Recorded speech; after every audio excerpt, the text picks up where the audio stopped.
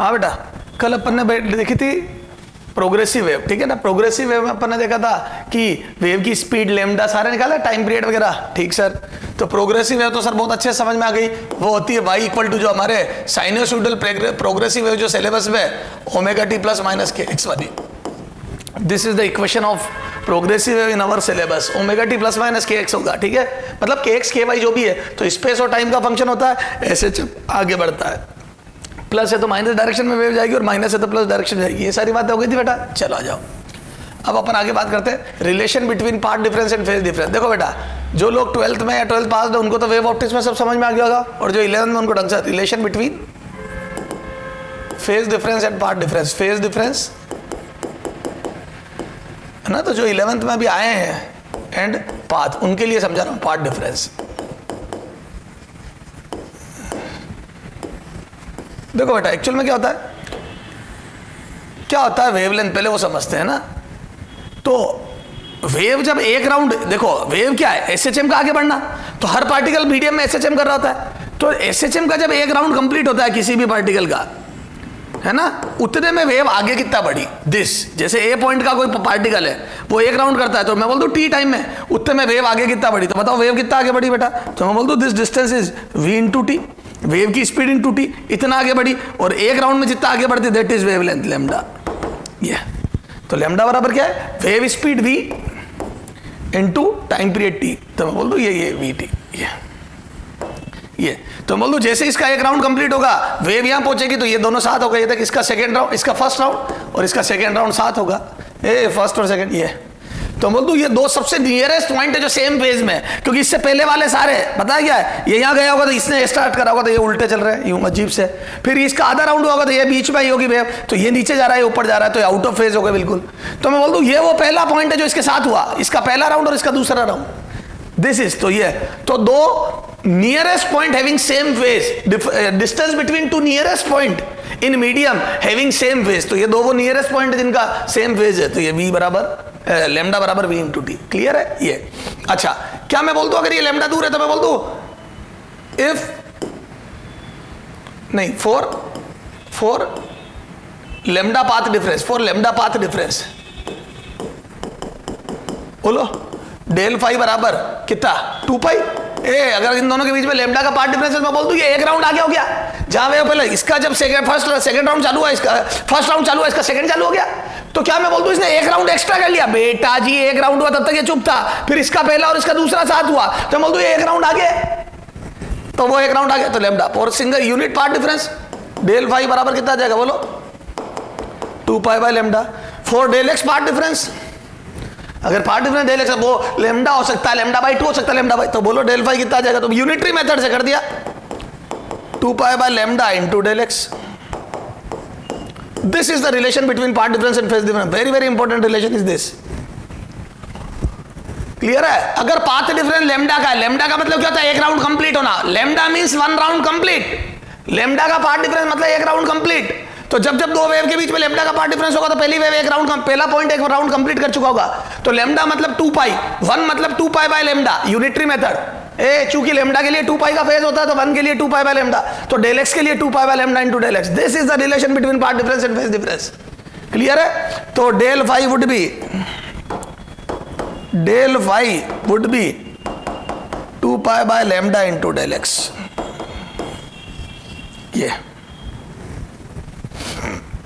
This is the relation between path difference and phase difference, ये clear है। अच्छा चलो आ जाओ, है ना, एग्जाम्पल 12। अब देखो थोड़ा सा पार्ट डिफरेंस फेज डिफरेंस पे रिलेशन पे क्वेश्चन करते हैं। Find out phase difference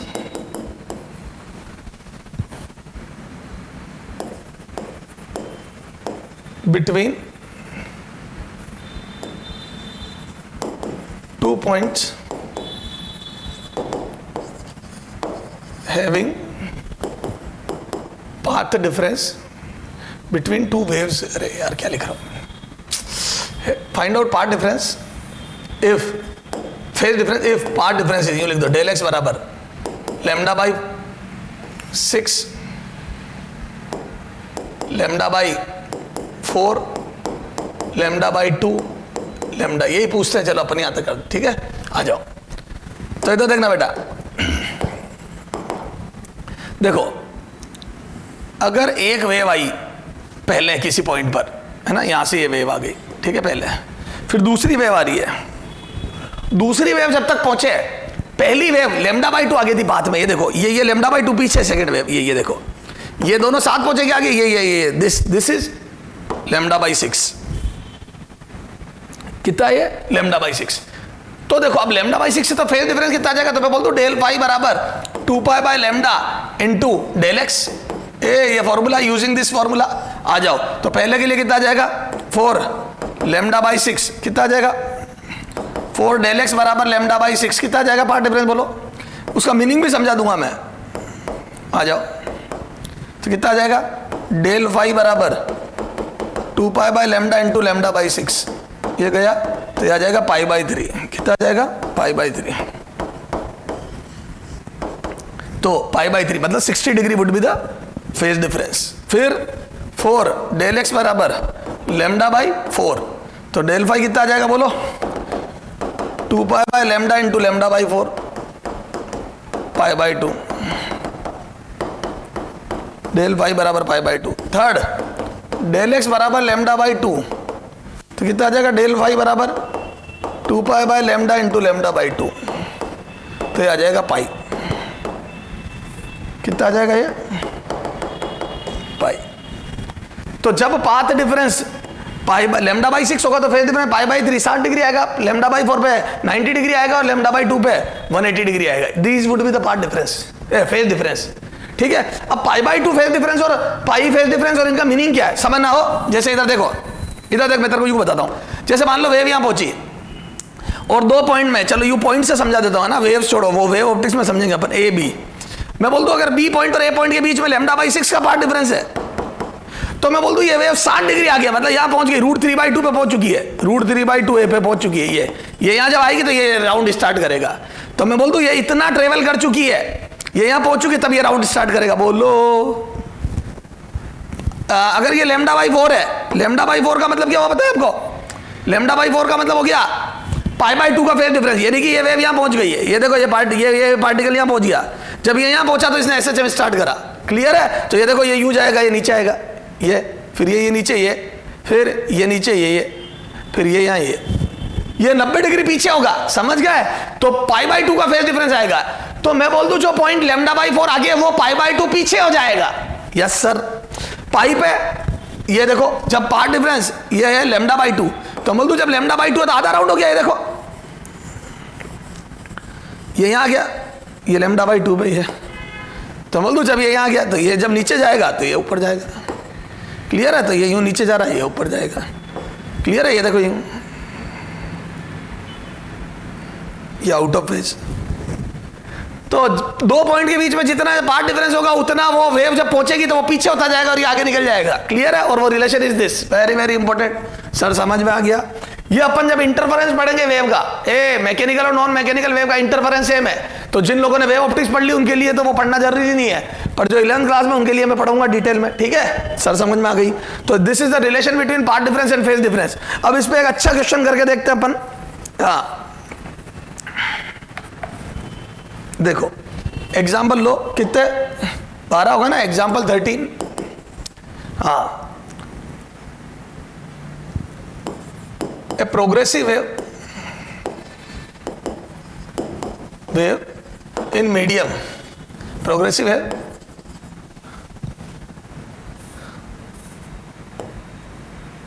given by, बोलो y इक्वल टू, है ना, यही ले लेते अपने 4 सेंटीमीटर में है, साफ साफ लिखा है ब्रैकेट में, sine 2 pi t minus pi by 2x। This is the progressive wave, ठीक है। Where x is in centimetre लिखा, वेयर देखो बहुत क्लियर क्वेश्चन है, where x is in centimetre, है ना, साफ साफ लिखा है ना। Then what will be the, then what will be the phase difference,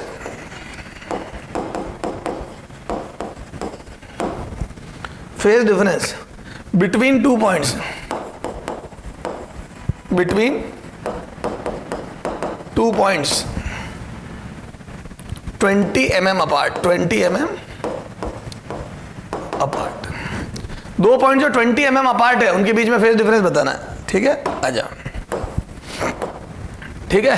अब ये वेव है, चलो साहब सबसे पहले वेवलेंथ निकालते हैं, क्योंकि मेरे को डिस्टेंस mm मतलब जो डेल एक्स है वो लेमडा में नहीं वैल्यू में दिया है mm में, तो पहले इसको लेमडा की टर्म्स में लिखूंगा तभी तो फेज डिफरेंस आएगा। तो आ जाओ, तो सबसे पहले निकालते हैं। तो ओमेगा बराबर कितना हो जाएगा? टी का कोफिशिएंट 2 पाई, टी का कोफिशिएंट ऑफ टी, ठीक है? ये है ना, लेमडा सॉरी के बराबर कितना आ जाएगा? के बराबर पाई बाई 2, कैसे? कोफिशिएंट ऑफ एक्स, ठीक है? तो x का कोफिशिएंट तो k हो जाता है ये, और ये इसका कोफिशिएंट ओमेगा हो जाता है, सब बता रखा है। अब आ जाओ लेमडा, तो एज वी नो k बराबर 2 pi by lambda, yes sir हम जानते हैं, तो k की वैल्यू रखो पाई बाई 2 बराबर 2 पाई बाई लेमडा, पाई से पाई गया, दिस एम्प्लाइज लेमडा बराबर 4 सेंटीमीटर, क्योंकि उसने x को सेंटीमीटर में बहुत क्रिस्टल क्लियर दिया है, ये देख ये तो बोल दो दिस इज 4 सेंटीमीटर, तो वेवलेंथ आ गई 4 सेंटीमीटर। अब अपने पास 2 mm यानी कि 2 सेंटीमीटर का ये है, एंड डेल एक्स बराबर 20 mm और 2 सेंटीमीटर, mm को सेंटीमीटर में कन्वर्ट आना चाहिए, हाँ 2 सेंटीमीटर, तो मैं इसको लिख दूं, ये डेल एक्स आ गया। तब आ जाओ, तो phase difference hence del Y बराबर बोलो formula 2 pi by lambda sir into del X. आ जाओ, 2 पाई बाय लेमडा मेरे लाल कितना है? 4 सेंटीमीटर आया ना, कितना आया? 4 सेंटीमीटर आया था, कितना? ये रहा, और डेल एक्स कितना बेटा? 2 सेंटीमीटर, या यूं बोल दूं मैं इसका लेमडा बाई 2 हो गया, ये लेमडा थे, लेमडा बाई 2 हो गया, कट गया, तो यहां से 2 से 2 भी कट गया, तो आ जाएगा पाई, तो ये आ गया डेल फाई बराबर पाई। फेज सर, यस सर, क्योंकि पाथ डिफरेंस लेमडा बाई 2 है तो फेज डिफरेंस पाई आया, मतलब आउट ऑफ फेज, मतलब आधा राउंड हो गया। ये देख इधर देख, पाई का मतलब क्या हुआ? ये पॉइंट है ना, इसने आधा राउंड कर दिया, ये देख ये यूं ही मना, ये ए पॉइंट आधा राउंड कर चुका है, ये ऊपर जाके नीचे आ गया। अब ये बी पॉइंट जब 20 mm दूर है इससे, 20 mm वो राउंड चालू कर रहा है ऊपर, तो ये नीचे जा रहा है, ये यहाँ जा रहा है, ये ऊपर जा रहा है, ये क्लियर है? तो अब ये यूं जाएगा, ये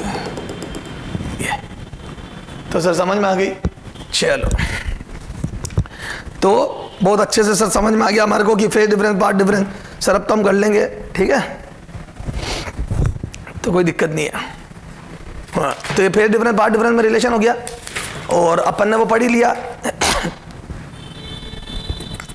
अच्छा, अब अगर अपने को कभी कोई वेव दे और उसको चेक करना वो प्रोग्रेसिव वेव है या नहीं है, वैसे उसका कोई इंपॉर्टेंट तो है नहीं, वो कोई पूछ तो रहा नहीं है, छोड़ो रहने दो, कोई मतलब नहीं है बेटा टाइम खराब करेंगे। देखो कोई वेव की इक्वेशन दे और वो चेक अपने को देखनी है प्रोग्रेसिव, ये सब हाई-फाई बीएससी एमएससी लेवल की बातें हो गई, अपने को चेक करना, हालांकि मॉड्यूल में दिया मैं नहीं करा रहा है ना, तो अपने को चेक करना है वो प्रोग्रेसिव है या नहीं है, तो वो छोड़ देना तुम, ये सेक्शन है ना पेज नंबर 56 पे 4th, मतलब नहीं, और चाहो तो वो फॉर्मूला लिखा देख लेना, उसमें कुछ रॉकेट साइंस तो है नहीं, क्यों? क्योंकि सीधा फॉर्मूला है, तो वेव को चेक करने का तरीका ये देख लो, मैं लिख देता हूं, है ना?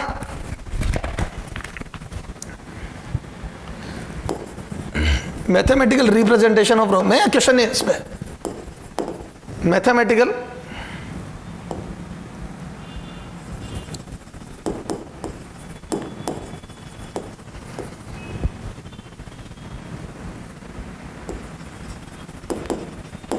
Of progressive wave,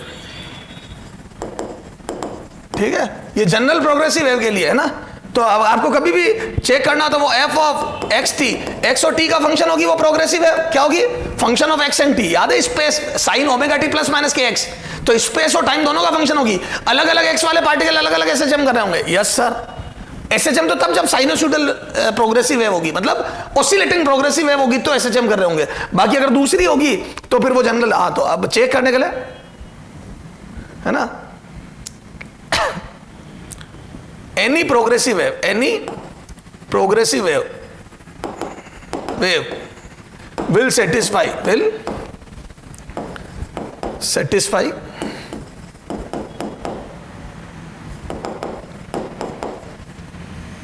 the equation, yeah, है ना?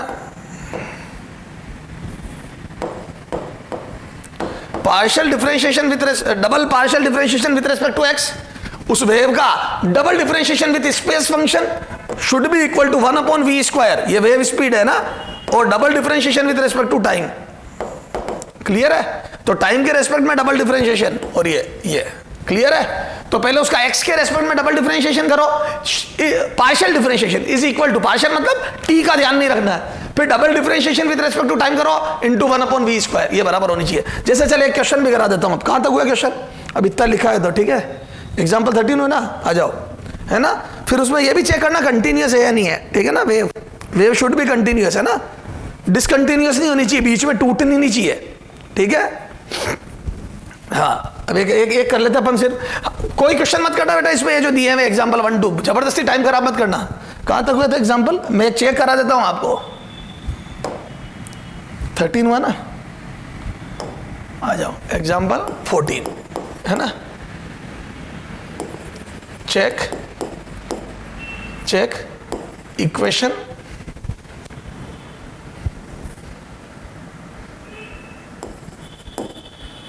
y equal to a। Sir आप पढ़ा तो रहे हो, ये माइनस ओमेगा टी माइनस के x is progressive or not, is progressive wave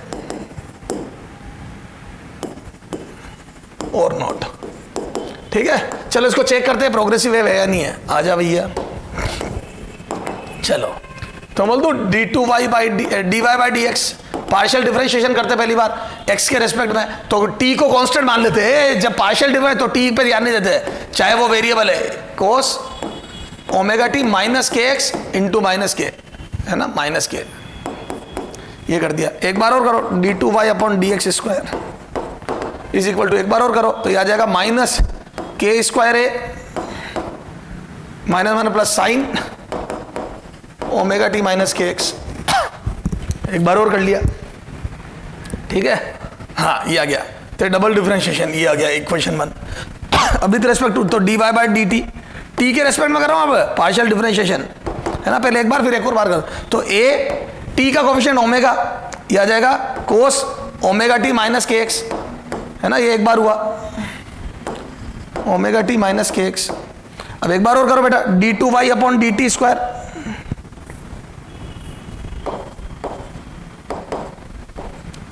आ जाओ, तो ये आ जाएगा एक बार हो, तो a minus A omega square sine omega T minus के एक्स, ये तो एक बार और करा तो कोस का माइनस साइन, ये तो इक्वेशन 2। अब वो रिलेशन है ना, तो आ जाओ, तो यहां से देखो, अब जैसे ये d2y बाई dt² है, इसमें 1/v² करता हूं और देखता हूं इक्वेशन 1 और 2 इक्वल हुई है या नहीं हुई ना। तो यहाँ पे वापस लिख रहा हूं ना, वो पीछे d2² upon dt² is equal to a omega minus या प्लस, कोस का करा माइनस आया, ये क्या करा था हमने? Minus minus A omega square minus A omega square cos square omega T minus के एक्स, ठीक है सर? ये मैंने यहाँ कोई गलती करी, देखो तो एक बार करा ये माइनस, फिर कोस का माइनस तो प्लस, फिर इसका भी माइनस आएगा, ये माइनस आ रहा है। देख बेटा सुनो, एक करा डिफरेंशिएशन तो ये इसका माइनस क्या आया, ठीक है साहब, फिर डिफरेंशिएशन करा तो कोस का भी तो माइनस आएगा, तो वो माइनस माइनस प्लस, फिर इसका भी तो माइनस आएगा, तो दो माइनस आएंगे, कोस की का डिफरेंशिएशन से और एक ये माइनस के, तो ये वापस प्लस हो जाए, माइनस हो जाए, ये वापस सुनो, वापस माइनस के ये आया इसका, एक बार डिफरेंशियल का, साइन का तो कोई डिफरेंशियल में माइनस आता नहीं है, एक्स का कोफिशिएंट माइनस क्या है, ठीक है? अब कोस का करा तो माइनस माइनस प्लस हो गया, और फिर इसका एक और माइनस आया, ठीक है सर? तो माइनस रहेगा यार, ठीक है? अब ये देखो, अब इसमें 1/v² करते हैं, 1/v² है ना, दोनों तरफ वेव की स्पीड का मल्टीप्लाई कर दिया 1/v² का, तो minus A omega square upon v² cos square omega T minus के एक्स। अब आ जाओ, ये क्या है बेटा? तो यहां से मैं बोल दूं v बराबर कितना होता है? ए, याद है वेव स्पीड v बराबर ओमेगा बाई के होती है, तो यहां से मैं बोल दूं क्या v की वैल्यू ओमेगा के रखो, ओमेगा बाई के, सॉरी, तो यहां से आ जाएगा माइनस ए ओमेगा स्क्वायर, है ना, ओमेगा बाई के का square cos square omega T minus के एक्स। तो बोल दो ये ओमेगा स्क्वायर से ओमेगा स्क्वायर क्या, तो आ जाएगा माइनस ए के square cos square omega T minus के एक्स, इक्वेशन 3। तो यहां से आ जाओ 1/v² d2y अपॉन dt²। तो from equation 1 and 3, from equation 1 and 3 बोलो क्या आ जाएगा, d2y upon dx² is equal to 1/v² d2y upon dt²। ये यस सर, समझ में आ गई, क्लियर है क्या? तो सर बिल्कुल, तो ये मैथमेटिकल एक्सप्रेशन होता है ना, तो प्रोग्रेसिव वेव को चेक करने का तरीका है, ठीक है। अब अपने ज्यादा कॉम्प्लिकेटेड बातें करनी नहीं, क्यों? क्योंकि कोई मतलब ही नहीं है उनका, समय खराब करना है, ठीक है, क्योंकि अंत नहीं है, ये सब एमएससी बीएससी की चीजें, ठीक है, दी है मैंने, थोड़ी पढ़ा दी तेरे को।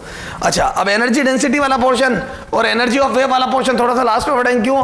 क्योंकि अभी नहीं तो उलझ जाओगे तुम, ठीक है ना। वो वैसे भी अपने बीच में भी कोई काम आ नहीं रहा है। तो 14 हो गया, आ जाओ।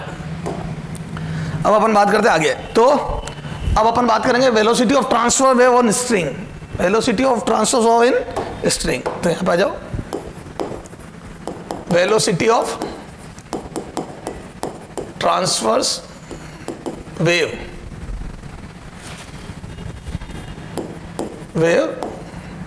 ऑन स्ट्रिंग,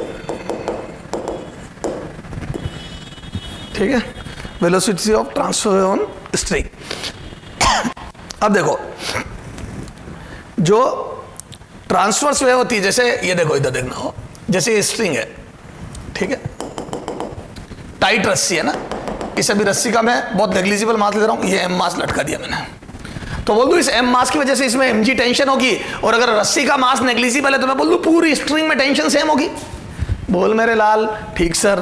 तो मैं बोल दूं यहाँ पे टेंशन टी होगी, है ना, वो एम जी के बराबर होगी, is equal to M G. अगर ये रस्सी रेस्ट पे तो ये एम जी, ठीक सर। अब मैंने यहाँ पे एक वेव, ये रस्सी पर वेव बनाई है क्या ना, प्रोग्रेसिव वेव, तो उसकी इक्वेशन तो लिखना हम सीख गए, ये प्रोग्रेसिव वेव। इसकी स्पीड कितनी होगी, तो प्रोग्रेसिव वेव की speed is given by v wave is equal to √t by mu, where t is tension and mu is mass per unit length, है ना, where t is tension in string, t is tension in string and mu is mass per unit length, mass per unit length है ना। Linear mass density बोलते हैं इसको, linear mass density, mass density, ये this is linear mass density, clear है। तो ये T by mu, तो T is tension and mu is mass per unit length, ठीक है। तो रस्सी का मास पर यूनिट लेंथ है, ठीक साहब। अब देखो, अगर मैं इस फॉर्मूले को एक और तरीके से लिख सकता हूं, देखो, अगर मैं ये ले लूं, है ना, तो ये डेंसिटी अगर इसकी डी जो बुक में लिखी वही लिखो, डी, है ना, और ए एरिया ऑफ क्रॉस सेक्शन है और एल इसकी लेंथ है, तो क्या मैं बोल दूं क्या इसका मास हो जाएगा, वो हो जाएगा A into L, this is volume, A into L is volume, ये A cross sectional area into L volume, volume into density, है ना। And for unit length, and for unit length, for L बराबर 1 metre, unit length, a unit length के लिए, तो मैं यहां से बोल दूं फॉर एल बराबर 1 मीटर, म्यू हो जाएगा मास पर यूनिट लेंथ। या चले काम कर, now m by L, L इधर ले आया, इज इक्वल टू रो, या डी लिखा था ना मैंने, डी डेंसिटी डी लिखी थी ना, a इंटू डी, ये, and this is mu, this is mu, तो यहां से बोल दूं मैं म्यू बराबर ए डी, है ना। Put in equation 1, put it in equation 1, तो रखो इक्वेशन 1 में, तो कितना आ जाएगा बोलो, वी वेव, तो वहीं पे लिख देता हूं, चला जा, इसका एक्सप्लेनेशन बाद में, और करके यही लिख देता हूं, और वी वेव बराबर कितना, √t बाई ए डी। अब ये कहां से आया, वो ये रहा, ए म्यू बराबर ए डी, ये यहां रख दिया, क्लियर है क्या बेटा। तो ये दो फॉर्मूले होते हैं, ये कैसे आया, तो इस म्यू को मैंने जब लिखा तो यूनिट लेंथ का मास, तो मास होता है डेंसिटी इंटू वॉल्यूम, वो लिखा और एल उधर भेज दिया, तो मास पर यूनिट लेंथ आ गया ए डी। सर समझ में आ गया। अब कभी ये फॉर्मूला काम आएगा, कभी ये आएगा, दोनों ही formulas are very very important. चलो सर, क्लियर है क्या बेटा, सर समझ में आ गई। अच्छा, अब देखो, यहां से मैं इसका एनालिसिस कर दूं, बोलो, एज, है ना, V is proportional to √t, तो मैं यहां से लिख दूं एज टेंशन इंक्रीजेज, मैं बोल दूं wave speed in string increases, तो जैसे जैसे टेंशन बढ़ती है वैसे वैसे वेव स्पीड बढ़ती है, फास्ट वेव मूव करती है। आप खुद सोच लो ना, एक ढीली ढक्कन रस्सी को वाइब्रेट कराओ तो वेव बहुत स्लो चलेगी, और एक रस्सी को आप टाइट रस्सी को थोड़ा सा वाइब्रेट करो, टक करके वेव भागेगी। जैसे गिटार वगैरह में बहुत तेज वेव भागती है और बहुत जल्दी से स्टैंडिंग वेव बन जाती है ओवरलैपिंग से। कैसे बनती है वो अपन आगे बात करेंगे, पर हाँ, जितनी टाइट रस्सी होगी उतनी वेव तेज भागेगी, उतनी वेव स्पीड बढ़ेगी। अच्छा, सही बात है साहब। और V wave is inversely proportional to root mu, mass per unit length. तो बोल दो as mass per unit length increases, as mu increases, V wave decreases. तो जितना पर यूनिट लेंथ मास बढ़ता है, जितनी रस्सी भारी होती है उतनी वेव स्पीड घटती है। भारी रस्सी में वेव को चलाना बहुत मुश्किल होता है, सही बात है। एक पतली रस्सी को वाइब्रेट कराओ, वेव भागेगी, और उसी टेंशन से बड़ी मोटे रस्से को वाइब्रेट कराओ तो बहुत स्लो स्लो वेव चलती है। देखते नहीं वो रस्सा कितना धीरे। तो जितना ज्यादा मास होगा रस्सी का उतना वेव चलाना मुश्किल होगा, और जितनी ज्यादा रस्सी में टाइटनेस होगी, टेंशन होगी, उतनी वेव फास्ट भागेगी। सर समझ में आ गई? अच्छा, अब देखो परसेंट, ये थोड़ा थोड़ा एसएचएम जैसा नहीं दिख रहा आपको? एसएचएम में याद है ए टाइम पीरियड बराबर under root T by A T बराबर 2 pi under root L by G आया था, तो अपन ने वहां परसेंटेज चेंज, तो मैं वही कॉपी कर रहा हूं यहां। अच्छा, for small percentage change, for small percentage change, मैं कोई एक्सप्लेनेशन नहीं दे रहा हूं, सब मैंने एसएचएम में दिया। अगर आपके हो गया तो ठीक है, नहीं तो नहीं होगा तब आप देख लेना, यहां याद कर लो। फॉर स्मॉल परसेंटेज चेंज है ना, बाइनोमियल लग क्या गया, percentage change in V, change in V wave is equal to half of percentage change in tension. ये देखो याद है ये, तो मैं बोल दूं ये वहां पे बता रखा, मैंने पूरा डेरिवेशन करा रखा है एसएचएम में, जब सिंपल पेंडुलम पढ़ाया था, देख लेना बेटा। और नहीं तभी याद रख लो, स्मॉल परसेंटेज 2, 5, 10% के लिए 5-1% तक लग जाएगा ये, ठीक है। और वैसे ही देखा 2% चेंज करा तो ये, तो percentage change in V. Sir अब प्लस माइनस, तुम प्लस माइनस के चक्कर में मत पड़ो बेटा, कई लोग प्लस माइनस लगाते हैं, नहीं। मैं बोल दूं अगर टेंशन बढ़ेगी, आपने 2% टेंशन बढ़ाई तो wave speed half of that 1% बढ़ जाएगी। सर आपको कैसे पता पड़ा बढ़ जाएगी? क्योंकि ये टेंशन ऊपर यहां दिखा रखा ना मैंने, ये देख, टेंशन बढ़ेगी तो वेव स्पीड बढ़ेगी। तो प्लस माइनस के चक्कर में मत पड़, कई बच्चे यहां पे प्लस लगाते हैं और फिर अगला मैं म्यू का लिखूंगा उसमें माइनस। नहीं, आप तो ये ध्यान रखो दिमाग से कि टेंशन बढ़ेगी, अगर किसी ने टेंशन 2% बढ़ाई तो वेव स्पीड बढ़ेगी कितना, half of that, half of that. कई बच्चे क्या करते हैं, मेरे पास आ जाते हैं, सर हमारे एग्जाम में क्वेश्चन आया था कि टेंशन बढ़ा दी सर 16%, तो हम वेव स्पीड 8% बढ़ाया। गलत है सर, क्यों गलत है? ये बड़ा परसेंटेज है 16%, तो आप हाफ ऑफ नहीं कर सकते, ये तभी कर सकते हैं जब स्मॉल परसेंटेज चेंज हो। तो this formula is applicable only for small percentage change, for small, ध्यान रखना। ये सर समझ में आ गया? बड़े परसेंटेज के लिए, बड़े परसेंटेज चेंज के लिए, बड़े परसेंटेज चेंज के लिए बेसिक से करें, मतलब वही स्टेप बाय स्टेप डिवाइड करके बेसिक से करें। यस सर, ध्यान रखना। तो बड़े परसेंटेज चेंज के लिए बेसिक से करना है, वरना बर्बाद।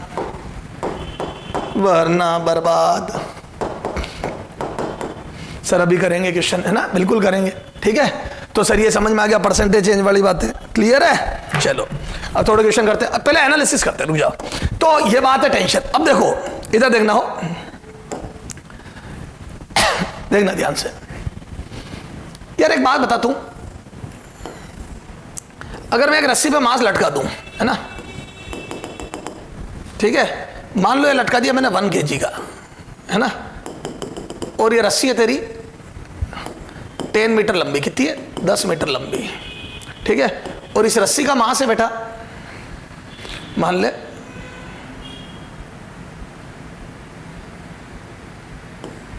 100 ग्राम, ठीक है, पूरी रस्सी का मास है 100 ग्राम, ले 200 ग्राम, mu mass per unit length ही दे देता हूं, ये है 0.1 kg पर मीटर, है ना, ध्यान देना, ठीक है। चल छोड़, है ना, ये ले ले, मास ले ले 100 ग्राम, है ना, समझना बेटा मैं जो बात बोलना चाहता हूं, है ना। इधर देखो, पहले एनालिसिस करते, बच्चा क्या सीधा क्वेश्चन चालू कर देता, फिर उसको समझ में नहीं आता हो क्या रहा। इधर देख, ये 1 किलो है, तो यहाँ टेंशन, यहाँ mg कितना लगेगा बेटा, तो मैं बोल दूं इसका mg बराबर होगा 10 Newton, mg 10 Newton, 1 × g 10 Newton. क्या मैं बोल दूं इस पूरी रस्सी में टेंशन 10 होगी? तो टेंशन आ गई 10 न्यूटन। ठीक साहब, अच्छा म्यू कितना आ जाएगा, तो मास पर यूनिट लेंथ, तो मैं बोल दूं दिस इज 0.1 kg और m बराबर 0.1 kg हो गया क्या ये? ठीक सर, तो ये आ जाएगा 0.1 kg, 0.1 kg m by l करो ये, तो ये आ जाएगा 0.1 kg अपॉन l है 10 मीटर, तो कितना आ जाएगा 0.01 kg पर मीटर। ये म्यू आ गया, तो ये टेंशन आ गई, ये म्यू आ गया। अब अगर मैं वेव की स्पीड निकालूं तो कितनी आ जाएगी, बोलो वी वेव बराबर √t by mu 10 upon 0.01। This implies V wave आ जाएगा बेटा 10√10 मीटर पर सेकेंड। ये 10√10, तो 10√10 से वेव मूव करेगी। बोलो बेटा ये, लेकिन ये गलत है, टेक्निकली गलत है ना, न्यूमेरिकली नहीं, टेक्निकली। सर क्यों, बताता हूं यार। एक बात बता, ये रस्सी यहां पर टेंशन 10 हुई, ये 10 न्यूटन, ओके, यहां पे 10 होगी, यहां 10 होगी नहीं, क्योंकि रस्सी का भी तो मास है। ये देखो mass of string is 0.1 kg, no doubt बहुत कम है एज कंपेयर टू 1 kg, बहुत कम है, 10% ही है इसका, लेकिन फिर भी है तो सही। तो टेक्निकली मैं बोल दूं ऊपर जाने पर टेंशन बढ़ेगी, क्योंकि रस्सी का नीचे वाला मास ऐड होता जाएगा टेंशन में, तो यहां टेंशन हो जाएगी कितनी 1.1 11 10.5 न्यूटन, बीच में बिल्कुल मिड में, यहां आते आते 11 न्यूटन हो जाएगी टेंशन। तो बोल दो नीचे से ऊपर जाने पर टेंशन बढ़ेगी, बिल्कुल बढ़ेगी, नीचे 10 थी तो ऊपर आते आते 10% बढ़ जाएगी, 11 हो जाएगी, तो लगातार ऊपर टेंशन बढ़ रही है। तो मैं बोल दूं इधर देखो, मैं बोल दूं टेक्निकली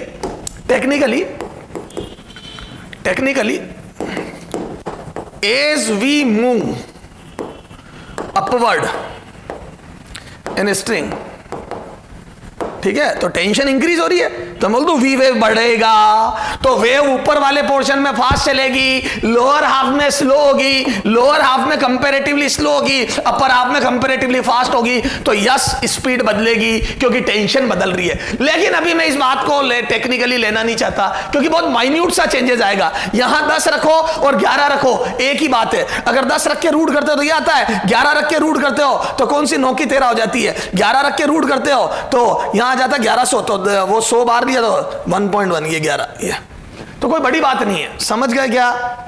तो बहुत नेग्लिजिबल चेंजेस आएगा, √10 और √11 में कोई ज्यादा खास फर्क नहीं आएगा। तो अभी मैं जितने भी क्वेश्चन करूंगा बेटा, उसमें यह बात कंसीडर नहीं करूंगा कि ऊपर जाने पर टेंशन बदल रही है, क्योंकि मैं रस्सी का मास नेग्लिजिबल लूंगा एज कंपेयर टू लटका हुआ लोग। लेकिन हाँ ध्यान जरूर रखना है, तो टेक्निकली स्पीड बढ़ रही है, लेकिन मतलब थियोरेटिकली बढ़ रही है, लेकिन न्यूमेरिकल में कोई ज्यादा फर्क नहीं आ रहा है। लेकिन हाँ क्या होगा यदि मास ऐसा हो जाए रस्सी का, क्या होगा यदि मास ऐसा ले लूं मैं 1 kg है ना, और वो L बराबर 10 मीटर देगा और mu mass per unit length 0.1 kg पर मीटर देगा, kg पर मीटर। अब इसमें क्या तेरे को एहसास ही नहीं होगा कि ये नेग्लिजिबल नहीं। अब ये देखो, ये पर यूनिट लेंथ म्यू बराबर 0.1 है kg पर मीटर, तो बोल दो ये m by l हो गया, और L की वैल्यू कितनी है 10 मीटर, तो मैं बोल दूं ये 1 kg आ गया, तो मैं बोल दूं ये पूरी रस्सी भी 1 kg की हो गई, तो अब ये नेग्लिजिबल नहीं रहे, दोनों 1 kg हो गए। तो बोल दूं यहाँ पे टेंशन 10 न्यूटन होगी, ऊपर जाते जाते डबल हो गई 20 न्यूटन, ड्रास्टिकली चेंजेस आ गया, डबल हो गई स्पीड ऊपर। तो बोल दूं जितनी लोएस्ट पॉइंट पर स्पीड होगी ऊपर जाते जाते डबल हो गई, का मतलब मास मैटर करेगा। तो दो बातें पढ़ेंगे, एक रस्सी का मास नेग्लिजिबल और एक रस्सी का मास नेग्लिजिबल ना हो। चलो आ जाओ, अब सीक्वेंस से बात करते हैं। चलो आ जाओ सर, आ जा पहला क्वेश्चन। अब बेटा एग्जाम्पल 15 में देखो क्या है, ये अपन मॉड्यूल का ए स्ट्रिंग है ना, अभी रस्सी का मास अपन नेग्लिजिबल है, ए स्ट्रिंग ऑफ लेंथ, अगर कभी टेंशन में काउंट भी हो रहा होगा और नेग्लिजिबल होगा छोड़ देंगे, length 4 metre and mass 20 gram is claimed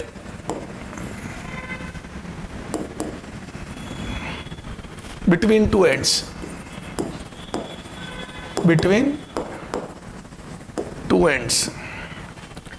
if tension in string is 50 Newton, in string is 50 Newton, then find A, speed of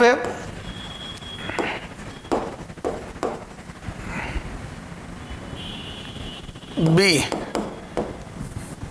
B, time taken to travel string C by what amount ढंग से पढ़ना question को, by what amount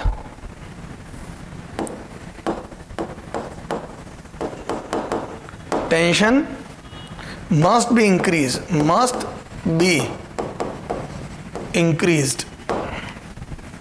so that speed of wave becomes 120 metre per second. ठीक है, tension कितनी बढ़ाएं कि wave की स्पीड 120 मीटर पर सेकेंड बन जाए। ठीक साहब, आ जाओ।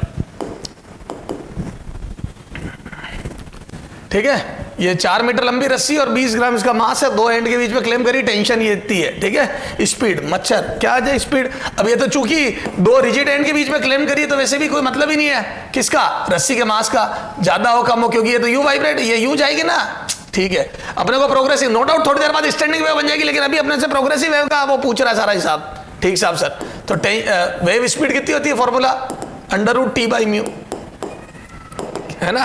अब T दिए 50 newton and mu is equal to M/L, और M और L अलग अलग दिए, तो मास दिया शायद कितना, मास दिया है, रस्सी का मास दिया है बेटा 20 ग्राम और लेंथ दी है 4 मीटर। तो मैं बोल दूं दिस इज 20 ग्राम, या 20/1000 कर दो सीधा, 20/1000 kg है ना, और 4 मीटर, ये तो कितना आ जाएगा, दिस इज 5 × 10⁻³ kg पर मीटर। ए देख ले रे, ये 10⁻, ये आ गया, ये और ये टेंशन, ये दोनों को इसमें रख दो, कितना आ जाएगा बोलो, ये तो आ जाएगा V वेव बराबर √T 50/μ 5 × 10⁻³ तो ये आ जाएगा कितना,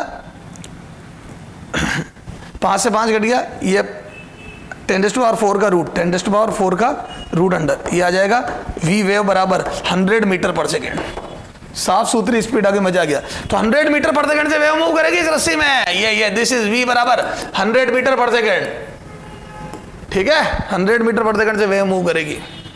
ठीक साहब, अब आ जाओ A B है ना। टाइम कितना लगेगा रस्सी को पूरा ट्रेवल करने में, तो रस्सी की लेंथ कितनी दी है बेटा, L बराबर 4 मीटर ना, तो आ जाओ टाइम निकालते हैं। तो बोल दो T बराबर L/V wave, this implies T बराबर आ जाएगा कितना, 4 metre upon V wave 100 metre per second, तो कितना आ जाएगा, ये मीटर से मीटर क्या सेकेंड ऊपर, तो ये 0.0, तो ये आ जाएगा 40 मिली सेकेंड, ये T, ये आ गया सेकेंड। आ जाओ C थर्ड, कितना आ जाएगा थर्ड का answer, by what amount tension must be increase so that speed of wave become 120 metre per second. आ जाओ, टेंशन कितनी बढ़ाऊं है ना, तो मैं बोल दूं V इज इक्वल टू नया V डैश बराबर T डैश अपॉन म्यू, तो यहां से आ जाओ, तो ये आ जाएगा T डैश बराबर mu into V dash square. बेटा ये देखो ना, इसका स्क्वायर करा दोनों तरफ और म्यू उधर भेज दिया, तो स्क्वायर करते ही V डैश स्क्वायर हो गया। चलो सर, तो T डैश बराबर म्यू है 5 × 10⁻³ और V है 120 का स्क्वायर, कितना आ जाएगा ये 144, 105, 72 आ जाएगा। देखो 144 × 5 से यहाँ 144 आएगा और 2 0 से ये -1 बना, 144 इंटू ये आ जाएगा कितना 144 720 और एक 10⁻⁻1 72 न्यूटन आएगा। करो सोल्व। ये तो नाइट, ये नहीं पूछा है मेरे से, ये तो नई टेंशन हो गई।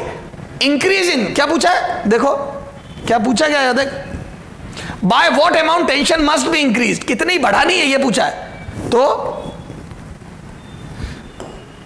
Increase in tension, increase in T is equal to कितना आ जाएगा बोलो, T डैश माइनस टी, तो ये आ जाएगा 72 न्यूटन माइनस पहले कितनी थी, पहले टेंशन कितनी थी रे 50 न्यूटन थी, हाँ 50 न्यूटन 50 न्यूटन, तो ये आ जाएगा 22 न्यूटन इज द आंसर। ये increase in tension delta T. Sir बेहतरीन, समझ में आ गई। तो स्पीड अगर बढ़ानी है, तो वैसे भी मुझे पता था टेंशन बढ़ानी पड़ेगी, तो आंसर तो 50 से ज्यादा आने वाला है, तो 72 आ गया, तो बिल्कुल सही चल रहा है मामला। तो सर ये समझ में आ गया हमारे को ये फॉर्मूला कैसे यूज करना है। ये ये, ठीक है, इंपॉर्टेंट फॉर्मूला। ठीक सर, बाकी बंडी लग रही है। ये हो गया कौन सा बेटा, क्वेश्चन नंबर 15। आ जाओ 16 पे, है ना, एग्जाम्पल 16। ठीक है, 16 देखो क्या है 16 में।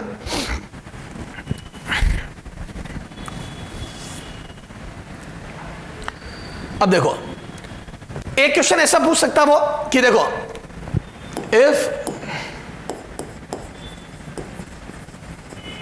Progressive wave on string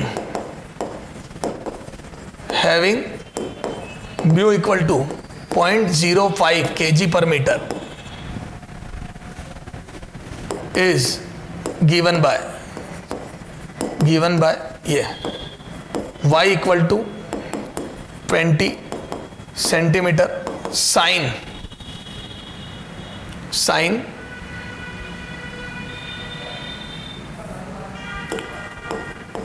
20t minus x,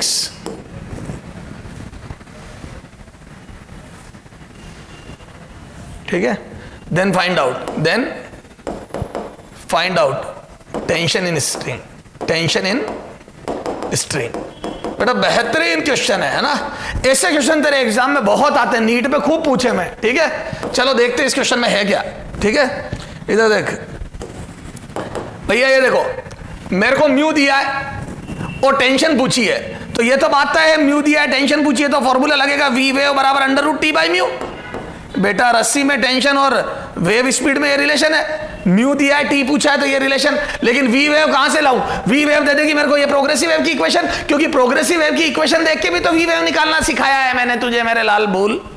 इधर आ जा, तो बोल दूं ये यहां से देखो क्या है बेटा, ओमेगा बराबर 20 क्या होता है, ये कोफिशिएंट ऑफ टी। सर समझ में आया है ना, आजा। अच्छा ओमेगा बराबर ही आ गया। अच्छा के बराबर 1 है ना, कोफिशिएंट ऑफ एक्स, सर समझ में आया। तो मेरे पास के है, ये है, तो वी वेव बोलो कितना आ जाएगा, तो वी वेव याद है के बराबर ओमेगा बाई वी, तो वी बराबर ओमेगा बाई के। तो ये मैंने क्या वेव के इक्वेशन से, वेव की इक्वेशन से स्पीड निकाल ली। यस सर, तो ओमेगा की वैल्यू रखी, तो यहां से वी वेव बराबर आ जाएगा बेटा 20 है ना, 20 मीटर पर सेकेंड। तो ओमेगा बाई के में वैल्यू लिखी, तो ये अब आ जाओ ये यहां रखो, तो मैं बोल दूं तो ये आ गया 20 इज इक्वल टू टी मुझे निकालना है, और म्यू मेरे को दिया हुआ है कितना बेटा 0.05, ठीक है। यही कर दे बेटा, और करके कर ले, और यहां से टी बराबर म्यू वी वेव स्क्वायर, ये यूं कर दे, ठीक है। अब रखो ये क्वेश्चन मान, अब इसमें रखो वैल्यू, तो कितना आ जाएगा टी बराबर, तो म्यू हो गया बेटा 0.05 इंटू वी वेव कितना आ गया बेटा 20 का स्क्वायर, कितना आ जाएगा ये, तो 20 का स्क्वायर आ जाएगा बेटा कितना 400, तो ये 2 0 5 20 न्यूटन है ना, देख लेना गलती तो नहीं है कैलकुलेशन में, 20 न्यूटन। अरे ये 400 ही तो आएगा 20 का स्क्वायर, 400 के 2 0 इसको 5 बना देंगे, 5 20, ठीक है बिल्कुल ओके। तो ये आ गई टेंशन। तो इक्वेशन से वेव स्पीड निकालना आनी चाहिए बेटा, वेरी वेरी इंपॉर्टेंट। इक्वेशन से वेव स्पीड होती है ओमेगा बाई के, क्योंकि के बराबर ओमेगा बाई वी होता है, तो एक नया के बराबर ओमेगा बाई वी, ये मैं तेरे को सिखा चुका हूं किसमें, जब प्रोग्रेसिव वेव को देखना सिखाई थी कि प्रोग्रेसिव वेव का एनालिसिस किया था। यस सर, सारी बात समझ में आ गई। चलो अब देख बेटा, सर अपन ने a इंटू डी वाला फॉर्मूला तो यूज ही नहीं करा, चला जाए उसको भी यूज कर लेते हैं ना थोड़ा सा। एग्जाम्पल 17, ठीक है, आजा। a इंटू डी है ना, डेंसिटी को कैसे यूज करते थे, आजा। A transverse wave, a progressive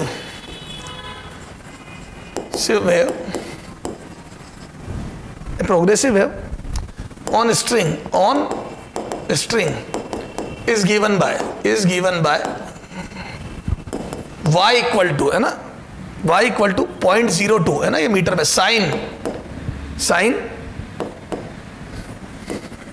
2x plus 50t, sorry 2x plus 100t है ना, ये इक्वेशन, ठीक है ना। And cross sectional area and density of string R A equal to 10 mm square and D equal to 8000 kg per meter cube respectively.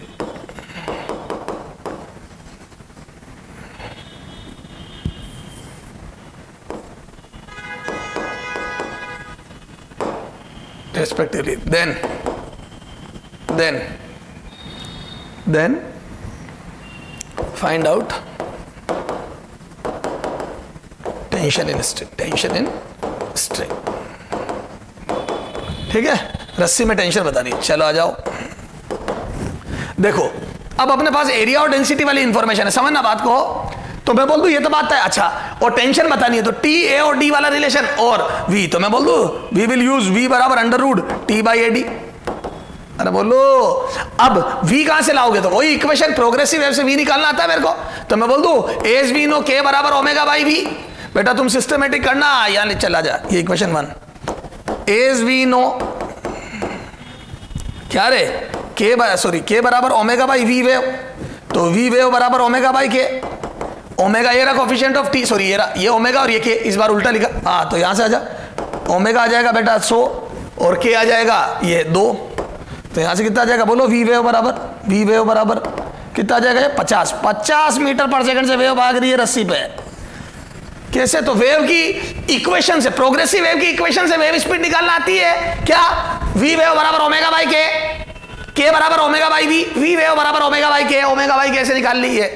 अब यहां रखो, तो ये आ गया 50 मीटर पर सेकंड, टी मुझे निकालना है, ए मेरे को दिया हुआ है, थाली में भरोसा भाई, ये इसको ए 10 × 10⁻⁻6 कर लो मीटर स्क्वायर ए, ठीक है, तो ये आ जाएगा 10⁻⁵ है ना मीटर स्क्वायर। और डी कितना बेटा डेंसिटी 8000, ये तो एमकेएस में ही है ना ये। अब आ जाओ, तो यहां से देखो ये आ जाएगा 8 × 10⁻² और दोनों तरफ स्क्वायर करा तो यहां आ जाएगा 2500 is equal to T upon, नीचे आ जाएगा 8 × 10⁻², तो यहां से इधर भेज, तो टी बराबर आ जाएगा कितना रे, ये -2 से 2 0 गए, ये 200 है ना, 25 चौक 100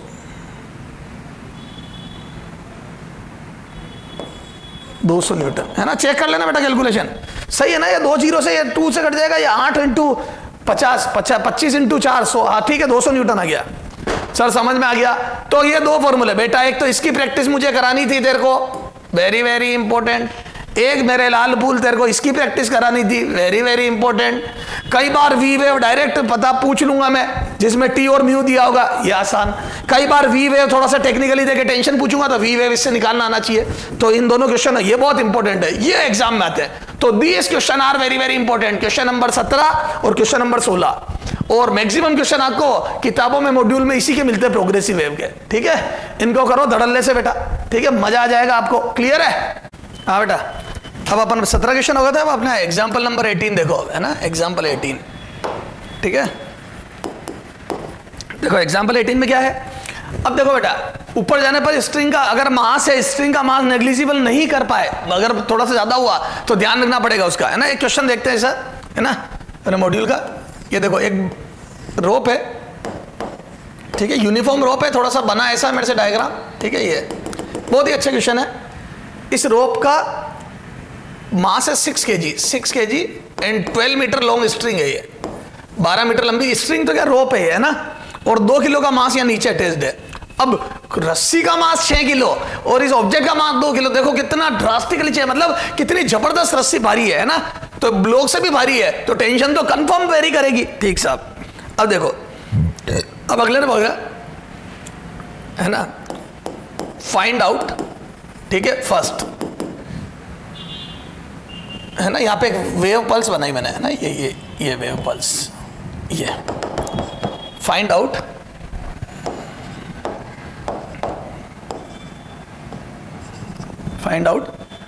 speed of wave pulse, speed of wave at lower and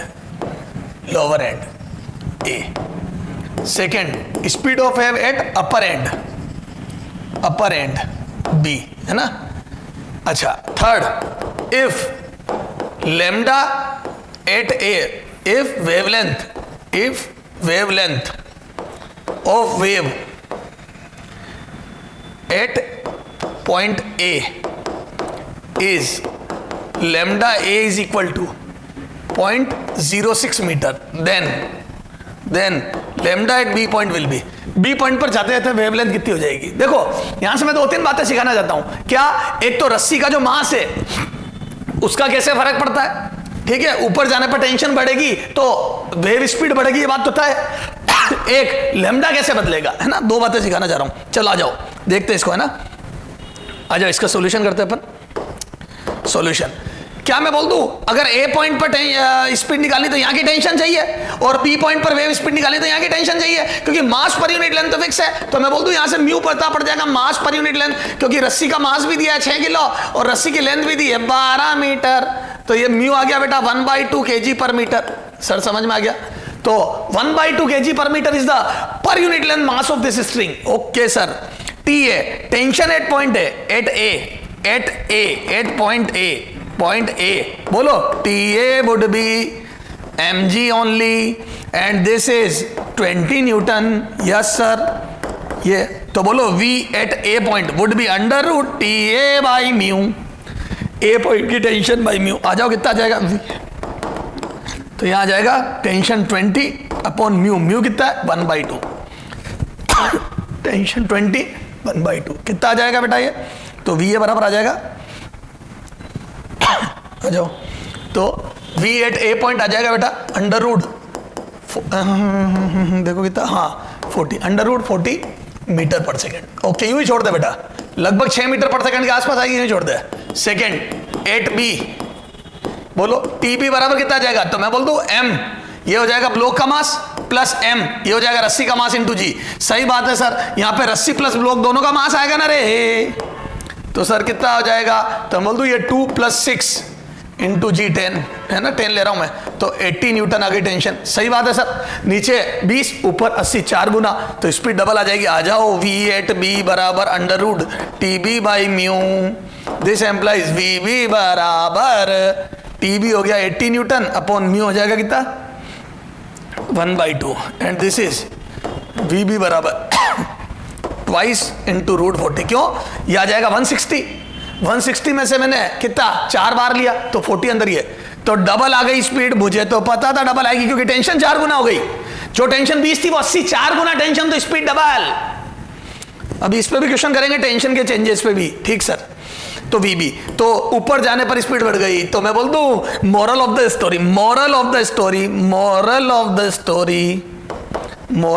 story as we move upward in string, t increases, तो मैं बोल दूं वेव स्पीड इंक्रीजेस। जैसे जैसे ऊपर गए रस्सी के मास की वजह से टेंशन बढ़ी तो वेव स्पीड बढ़ गई। आ जाओ अब देखो, as we move upward in string, मैं बोल दूं टेंशन इंक्रीज हुई, बट अच्छा हेंस टेंशन इंक्रीज हुई, सो v बढ़ा, but frequency will remain same, frequency of vibration will remain same, frequency नहीं विल रिमेन सेम, वाइब्रेशन की फ्रीक्वेंसी कभी नहीं बदलेगी। क्यों? क्योंकि भैया पहला पॉइंट अगर ऊपर जा रहा है तो वो दूसरे को वैसे साथ ले जाएगा, तो चाहे मीडियम चेंज हो कुछ भी हो, फ्रीक्वेंसी कभी चेंज नहीं होती एक मीडियम से दूसरे मीडियम में जाने पर। यस सर, तो बोल दूं फ्रीक्वेंसी बराबर कांस्टेंट, तो मैं बोल दूं तो v बराबर न्यू लैम्डा, तो मैं बोल दूं v इज प्रोपोर्शनल टू, या lambda is proportional to, v is proportional to lambda, तो v और लैम्डा प्रोपोर्शनल है, तो मैं बोल दूं lambda b by lambda, hence so lambda b by lambda a is equal to nu, अरे यार यूं करो, चलो जाओ, तो यहां से बोल दूं सो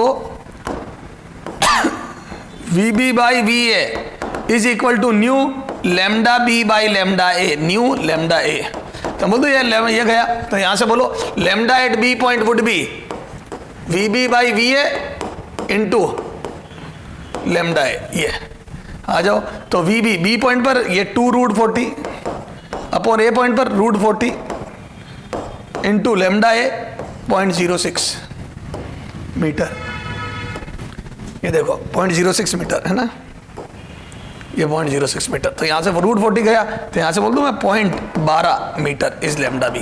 ऊपर जाते जाते ए देखो, अब फाइनल बात, ऊपर जाएंगे तो फ्रीक्वेंसी चेंज होगी क्योंकि वाइब्रेशन, और फ्रीक्वेंसी सेम रही तो जैसे ही वी डबल हुआ लेमडा डबल हो जाएगा, क्योंकि वी बराबर न्यू लेमडा होता है, न्यू फिक्स है, न्यू कांस्टेंट है, और न्यू कांस्टेंट है तो V is proportional to lambda. भैया ऊपर गए स्पीड डबल लेमडा डबल, तो ये आ गया, रस्सी का मास भी इंक्लूड हो गया।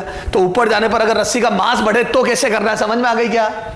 अगला एक टॉपिक पढ़ेंगे अपन जिसमें सिर्फ रस्सी का मास होगा, लोग नहीं लटका होगा, तो खुद की टेंशन की वजह से वेव की स्पीड क्या होगी। थोड़ा सा कॉम्प्लिकेटेड या थोड़ा सा इससे भारी है पर पढ़ेंगे, ठीक है, उसको आसान करके पढ़ेंगे। ठीक सर, अब थोड़ा उससे पहले थोड़ी आसान बातें और कर देते हैं, है ना। चेंज इन टेंशन, कितने क्वेश्चन हो गए बेटा? कितने हो गए? 18 हो गए शायद, हाँ 18। आ जाओ 19 पे, क्वेश्चन नंबर 19 है ना, एग्जाम्पल 19, एग्जाम्पल 19, ठीक है। अब देखो, अब जैसे वो बोल देगा if tension in string is increased by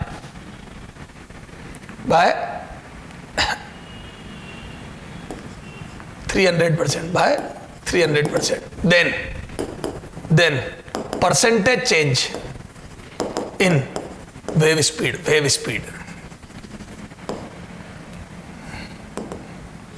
is equal to what? ठीक है, ये क्वेश्चन है। A increase by 150%, B will increase by 200%, ये क्यों करता 100 करता 100%, C decrease by 100%, D decrease by 200%।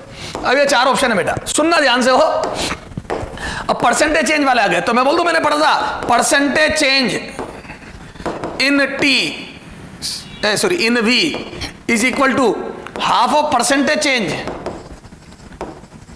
In T। अरे बोल मेरे लाल फूल, ये क्लियर है? ये लगा दूं तो आ जाओ यहाँ पे, half of percentage change in T, 300% change करा तो आंसर कितना आ जाएगा? 150%। पहली बात तो ये ऑप्शन में नहीं, और ये गलत है। सर क्यों गलत है? This formula is applicable, this is applicable only for small percentage change. नहीं लगेगा, ये वाला फॉर्मूला यहां नहीं लगेगा। क्यों? क्योंकि ये तो बड़ा परसेंटेज चेंज, 300% चेंज करा है, बड़ा परसेंटेज है, बड़ा परसेंटेज। तो go on basic,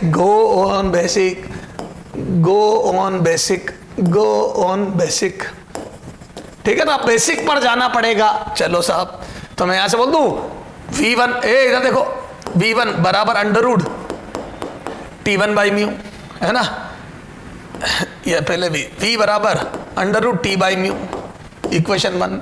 V dash बराबर T dash by mu, where T dash बराबर T प्लस T का 300%, बोलो, and this is T plus T into 300 by 100, and this is 40। ये आ गया 40, रखो यहाँ पे, तो ये आ जाएगा 40 divide by mu, this is equation 2। ये V डैश क्लियर है? तो V डैश आ गया V। अब आ जाओ, तो देखो चेंज इन टेंशन कितना आ जाएगा, तो मैं बोल दूं यहां से कितना गया, तो मैं बोल दूं चेंज इन परसेंटेज चेंज, तो ये V डैश बराबर आ जाएगा 4 टाइम्स, 4 को बाहर लिया तो 2 आ जाएगा ना, 2 टाइम चला यहाँ इक्वेशन 2 डिवाइड बाई 1 कर, इक्वेशन 2 डिवाइड बाई इक्वेशन 1, ठीक है। तो यहां से आ जाएगा V डैश बाई V, ये गए बाढ़ में, तो ये आ जाएगा बराबर 2। तो यहां से आ जाएगा V dash is equal to 2V। तो मैं बोल दूं परसेंटेज चेंज इन V, बिल्कुल बेसिक से, V is equal to V dash minus V, इतनी हो गई, इतनी थी अपॉन जितनी थी इंटू 100। परसेंटेज चेंज तो सब बेसिक में पढ़ाते ना, बेसिक मैथ में, कितनी हो गई वेलोसिटी, कितनी थी अपॉन कितनी थी इंटू 100। आ जाओ, तो ये आ जाएगा 2V minus V upon V into 100। ये तो यहां से आ जाएगा बेटा कितना? 100%। 2V माइनस V, V से V कट गया तो 100% चेंज।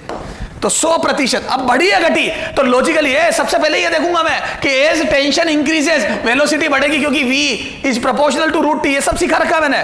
तो मैं बोल दूं बढ़ेगी, तो घटने वाले तो पहले ही कैंसिल कर दो, बचे 2। बेटा आप टेंशन बढ़ाओगे तो वेलोसिटी बढ़ेगी। मैंने कहा था ना प्लस माइनस के चक्रों में मत रह, दिमाग से काम कर।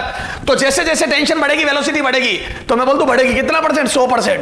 कई बार बच्चे क्या होता है, यहां देख के 200 टिक कर जाते हैं कि सर वेलोसिटी डबल हो गई, तो अरे डबल होने में परसेंटेज कितना बढ़ा? कोई भी चीज डबल हो गई तो परसेंटेज तो 100% बढ़ाना बेटा। डबल होने का मतलब 200% बढ़ना थोड़ी होता है, डबल होने का मतलब 100% बढ़ना होता है। सर समझ में आ गई?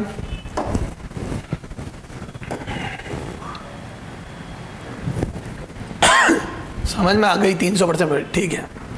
अब आ जाओ,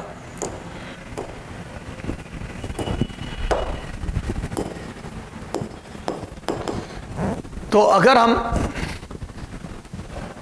टेंशन बढ़ा देंगे 300%, तो सॉरी हाँ, तो वेव स्पीड 100% बढ़ जाएगी। कैसे करते समझ में आ गया बेटा? अब छोटे परसेंटेज हो, अब छोटे परसेंटेज देखो,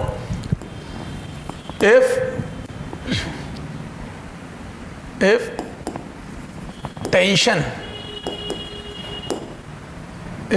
in string is, if 50 Newton and wave speed in string, wave speed on string is 100 meter per second. Now if tension is increased and new tension is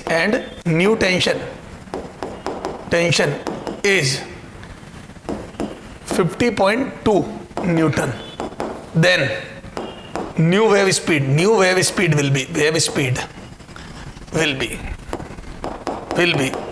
अब नई वेव स्पीड कितनी होगी ये बताना है सर। करे आ जाओ इधर देख, ये सॉल्यूशन।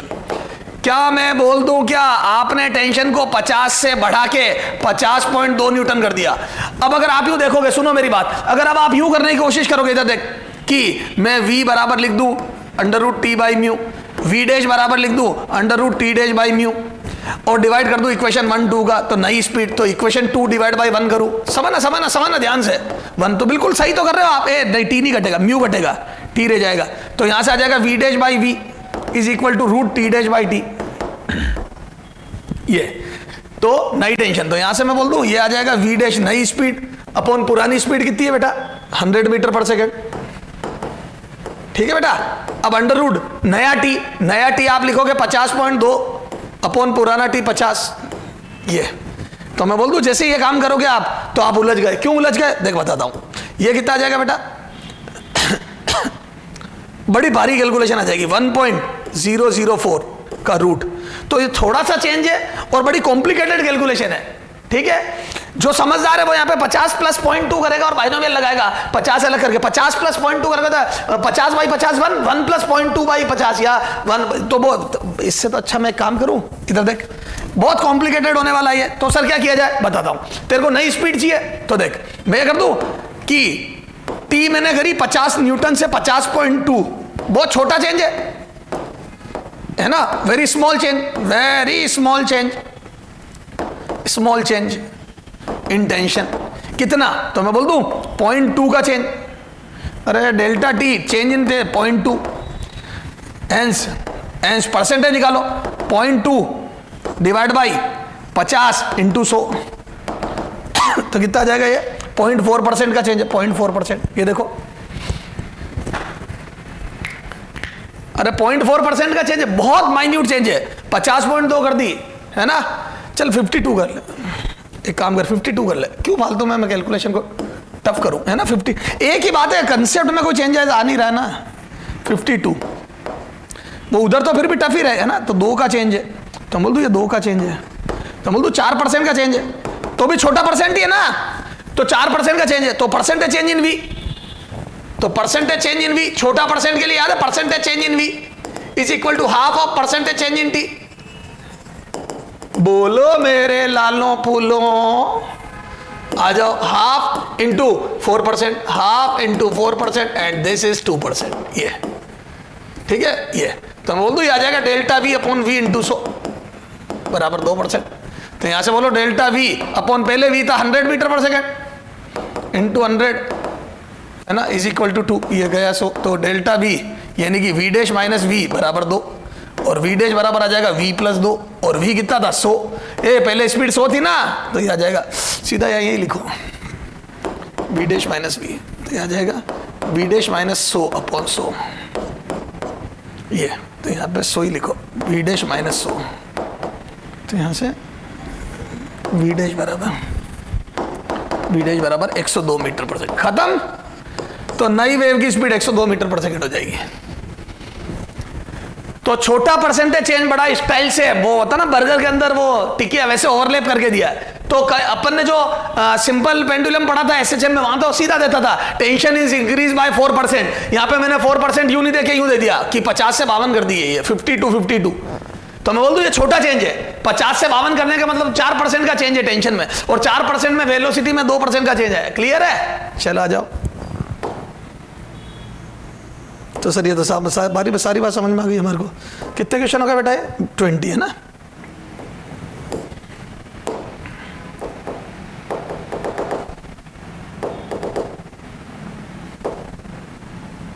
चला जाओ, तो 20। अब आगे चलते हैं, है ना। हाँ अब देखो, अब अपन बात करते हैं, एक क्वेश्चन और कर लेते हैं इस पे, ना। एक क्वेश्चन और कर लेते हैं। Example 21, if wave speed on string is increased from 200 meter per second to 208 meter per second, then percentage change in tension, ठीक है, क्या होगी? A increase by 8%, B increase by, sorry यहां कर दे 8 की जगह 2%, 4%, sorry 8%, C decrease by 2%, D decrease by 8%, है ना। ये 4 ऑप्शन है। ठीक साहब। अब देखो, इस बार वेलोसिटी में चेंज है कि टेंशन में पूछा, कोई दिक्कत नहीं है। अब देखो, तो मैं बोल दूं v की वैल्यू 200 से 208 कर दी। मीटर पर सेकंड तो लगा हुआ है, 200 to 200 मीटर पर 8 मीटर पर सेकंड। तो बोल दूं परसेंटेज चेंज इन v, ये भी कम है। देखो 200 से 208 कोई बड़ी बात नहीं है इन v। आ जाओ कितना, तो बोल दूं v dash minus v upon v into 100%। देखो कम आ रहा है कितना, दिस इज 208 माइनस 200 अपॉन पुरानी वाली 200 इंटू 100, कितना आ जाएगा? ये आ जाएगा 4%। तो 4% आपने क्या करा, स्पीड बढ़ा दी, तो percentage change in V is 4%। तो अब आ जाओ परसेंटेज चेंज इन टेंशन, तो मैं बोल दूं तो percentage change in V is equal to half of percentage change in T. छोटा परसेंटेज है ना, तो मैं थर्ड वाले से फॉर्मूला लगाऊंगा ये वाला, ये। तो मैं बोल दूं percentage change in T is equal to twice of percentage change in V, ये। तो ये देखो twice of percentage change in V, ये कितना आया? 4%। तो बोल दो ये आ गया 8%। तो percentage change in T is 8%, और बढ़ेगा क्यों? क्योंकि है ना v is proportional to root T. तो मैं बोल दूं v बढ़ा है तो t भी बढ़ेगा, तो ये बढ़ गया। तो 8% बढ़ गया। आंसर इज 8% इंक्रीज हुआ। तो आंसर इज इंक्रीज बाय 8%। तो अगर आपको वेलोसिटी 200 से 208 करनी, मतलब 4% बढ़ानी है, तो आपको टेंशन 8% बढ़ानी पड़ेगी। उल्टी बात है, इस बार v में देके t में पूछा है। आज तक मैं t में देके v में पूछ रहा था, तो बहुत बच्चों वाली बातें हैं सर, कोई दिक्कत नहीं, हम कर लेंगे। तो ये हो गया ये सारी बातें। अब आगे बात करते हैं बेटा। अब अपन देखते हैं, हाँ अब अपन बात कर रहे हैं बेटा वेव स्पीड ऑन स्ट्रिंग, है ना सर। अभी यही तो पढ़ाया था। नहीं, due to its own weight, due to its own weight, ये नहीं पढ़ा है ना। Own weight, its own weight, खुद के वेट की वजह से, है ना। Wave speed on string due to its own weight. देखो अभी तक अपन क्या याद है, टेंशन पूरी सेम। अब आ जाओ, रस्सी नहीं रस्सा है, रोप, स्ट्रिंग नहीं रोप है। ठीक सर, ये रस्सा है जिसका खुद का मास m है और खुद की लेंथ l है, ठीक है, और कोई वेट नहीं लटकाया, सिर्फ खुद का मास है ना, और यहां पे एक पल्स बना दी, ये और ये ऊपर जा रही है। तो यार एक बात बताओ, लोएस्ट पॉइंट पर पल्स की स्पीड और अपर पॉइंट पर तो बहुत ज्यादा ड्रास्टिकली अंतर होगा। तो मैंने क्या करा बेटा, चूंकि जैसे जैसे ऊपर जाएंगे नीचे रस्सी का मास टेंशन बढ़ाता जाएगा, तो मैंने x पे जाके dx का एलिमेंट ले लिया, मेरे लालो पुलो, ये दिस इज dx, ठीक है, ये एलिमेंट है ना, ये x पे गए और dx का एलिमेंट ले लिया, ये तो x पे जाके dx का एलिमेंट ले लिया, ठीक है ना। तो अब देखो, तो अब अपने को यहां टेंशन निकालनी है, तो मैं बोल दूं speed, sorry tension at a distance x from lower end, tension at distance x, tension in string,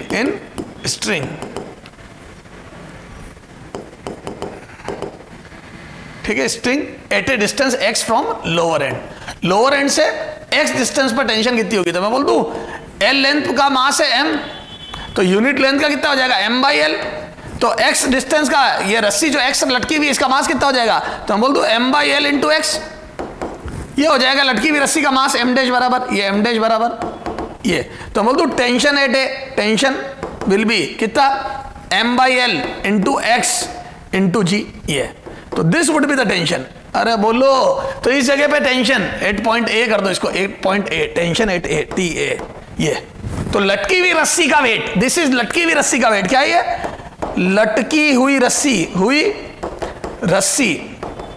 का वेट, दिस इज द लटकी हुई रस्सी का वेट, ठीक है, ये अब आ जाओ, तो यहां पे वेव स्पीड कितनी होगी, E wave is equal to √ m/l into x into g upon, है ना, t/μ कितना हो जाएगा, अच्छा म्यू तो यहीं लिख दूं मैं, म्यू बराबर m/l मास पर यूनिट लेंथ, ये तो मच्छर, तो यहाँ पे अपॉन m/l, तो ये m से m गया, l से l गया, बोलो तो यहां से कितना आ जाएगा, बोलो v wave at a distance x is equal to √gx, this is the formula. तो मैं बोलता हूं जैसे जैसे x बढ़ेगा वैसे वैसे वेव स्पीड बढ़ेगी, तो एज x इंक्रीजेज, मैं बोलता हूं v वेव इंक्रीजेज, तो आप रस्सी में जैसे जैसे ऊपर जाओगे तो रस्सी की लेंथ बढ़ेगी तो वेव स्पीड बढ़ती जाएगी, क्यों, क्योंकि रस्सी ऊपर टेंशन ज्यादा होगी, क्योंकि नीचे वाली रस्सी का भार ऐड होता जाएगा। सर समझ में आ गई है ना, तो ये फॉर्मूला सीधा याद रखना, वहां डेरिवेशन वेरिएशन नहीं करना है, क्लियर है क्या, चलो आ जाओ। टाइम टेकन है, एक और करते हैं, time taken by wave to travel whole length of string, रस्सी की पूरी लेंथ चलने में, है ना, पूरी लेंथ का मैं डेरिवेशन कर रहा हूं, याद रखना। अब ये जेई लेवल की बात है, लेकिन ठीक है अपन पढ़ रहे हैं, मजा आ रहा है, ठीक है। अब देखो, तो मैं बोल दूं अब चूंकि स्पीड बदल रही है तो मैं l/v नहीं कर सकता, क्योंकि v तो बदल रहा है, तो मैं बोल दूं इस छोटे से एलिमेंट, यहीं दिखा रहा हूं देख, ये छोटा सा एलिमेंट dx, तो यहां पे स्पीड अगर v है तो बोल दूं यहां पे टाइम, थोड़ा सा टाइम लगेगा कितना, तो dt बराबर dx/v, तो यहां आ जाओ, तो बोल दूं time taken by the wave, time taken by the wave to travel dx distance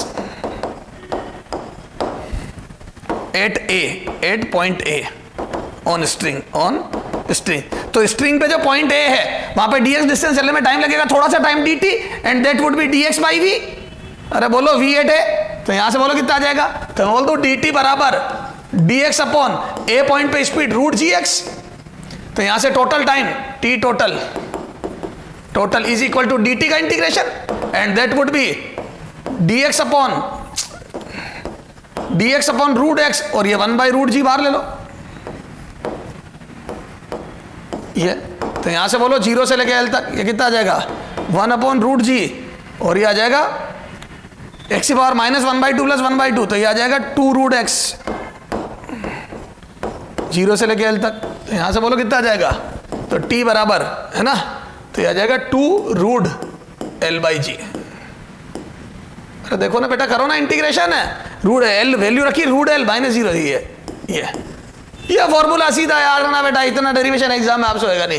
तो रस्सी में लोअर एंड से x ऊंचाई पर, ठीक है ना, ये लोअर एंड से x ऊंचाई पर स्पीड कितनी होगी, √gx, है ना, और टाइम कितना लगेगा रस्सी को ट्रेवल करने में, 2√l/g, रूट के अंदर l/g।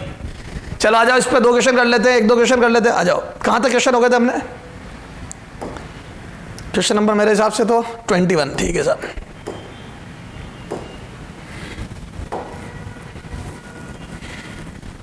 ठीक है सर, ये दोनों फॉर्मूले याद रख लेंगे। Speed at any point A on string from lower end x at a distance x from lower end is equal to √gx and time taken to travel whole string is 2√l/g। ठीक sir, question करते हैं sir, बिल्कुल करते हैं।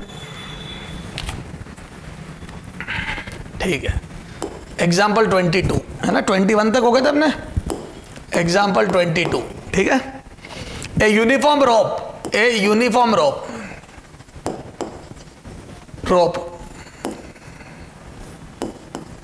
कह रहे, rope of mass, uniform rope of mass 0.1 kg and length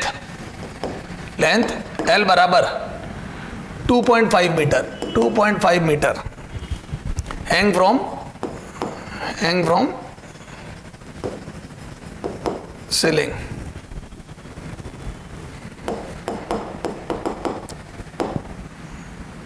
Find the speed of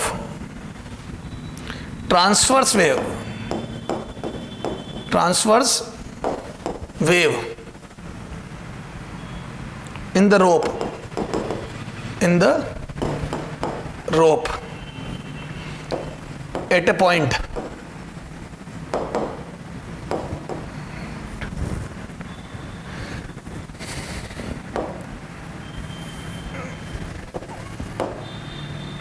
at a distance x equal to 0.9 meter from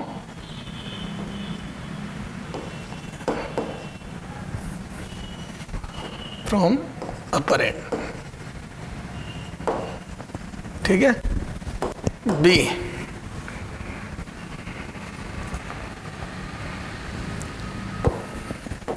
calculate time taken by wave, time taken to travel, time taken by wave to travel full length of string,